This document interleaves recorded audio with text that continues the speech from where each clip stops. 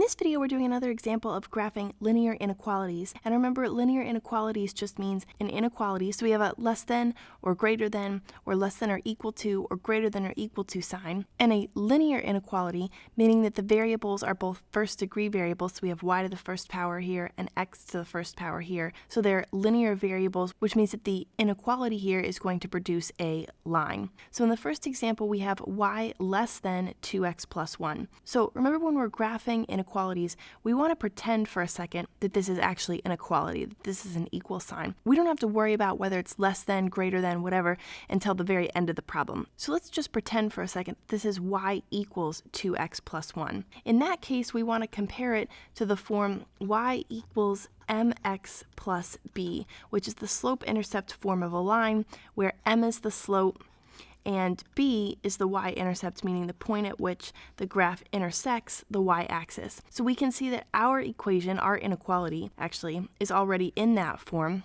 where 2 is the slope, m, and 1 is the y-intercept, which is b. So with those two pieces of information, we can go ahead and graph the inequality. So we start with the y-intercept, which is 1, so we come up to positive 1 along the y-axis and put a point. And then we know that our slope is positive 2. And remember, we can write positive 2 in two different ways. We can write positive 2 as 2 over 1.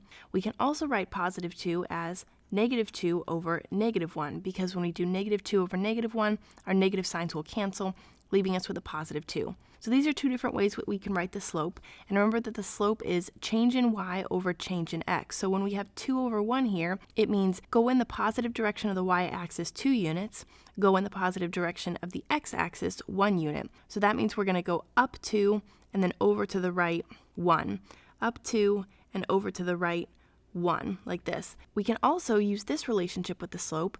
This tells us go down in the negative direction of the y-axis 2 units, go in the negative direction of the x-axis 1 unit. So that means we're going to go down 2 and over 1. We're going to go down 2 and over 1. And you can see that we have our line here starting to form. So now this is where the inequality comes in. We already have the line, but this is where the inequality comes in.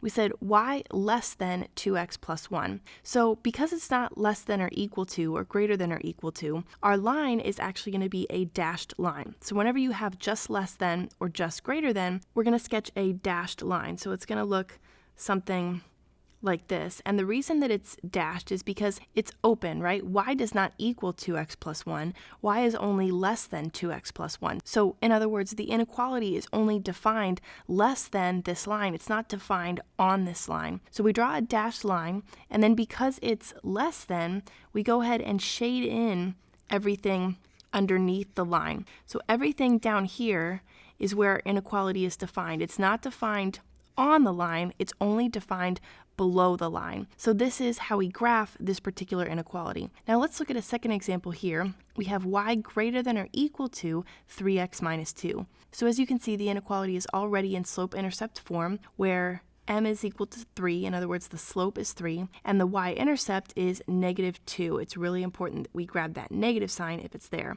So the y-intercept b is negative 2, so we can go ahead and graph this. When we start with the y-intercept at negative 2, we go down to negative 2 along the y-axis, and then our slope is 3. And remember that we can write the slope either as 3 over 1, that gives us positive 3, or as negative 3 over negative 1, that also gives us positive 3. So remembering that this means change in y over change in x, we can use positive 3 over positive 1 to say we're going in the positive direction of the y-axis 3 units, so 1, 2, 3, and then in the positive direction of the x-axis 1 unit, so over positive 1, like this, 1, 2, 3, and over 1. We can use negative 3 over negative 1 to say go in the negative direction of the y-axis 3 units, then go in the negative direction of the x-axis 1 unit. So down 3, 1, 2, 3, and then over 1, like this. So we can see our line starting to form here, and now we just need to figure out where the inequality is defined.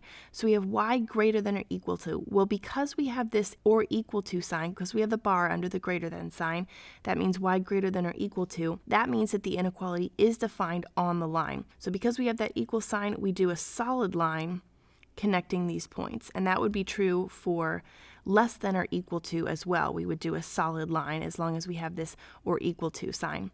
Then it says y is greater than, so we want to shade in everything above this line, because not only is y defined on the line, which is why we did a solid line, but y is also defined for everything above that line. So the inequalities graph looks like this, including the line and everything above the line. So that's just another example of how you graph linear inequalities.